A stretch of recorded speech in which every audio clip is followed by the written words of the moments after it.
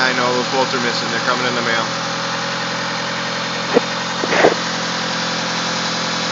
I seem to be having some type of paint rod knock. I just checked to see if my lifters were getting putting oil, and they are. They're revised 3Gs.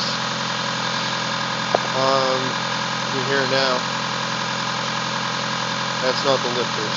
That's a knock of some sort.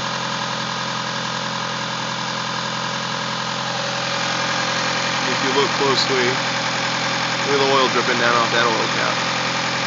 That is an AutoZone oil cap for you guys. AutoZone. Fuck them.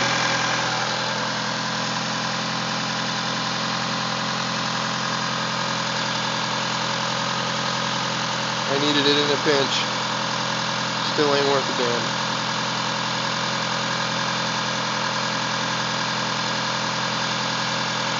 Starting to hear the rod knock, but it comes and goes real quick. Depends on which cycle it's on, you know.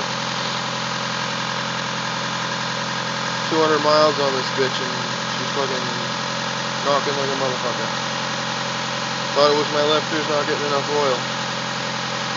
Turns out, could have rod bearings bad already.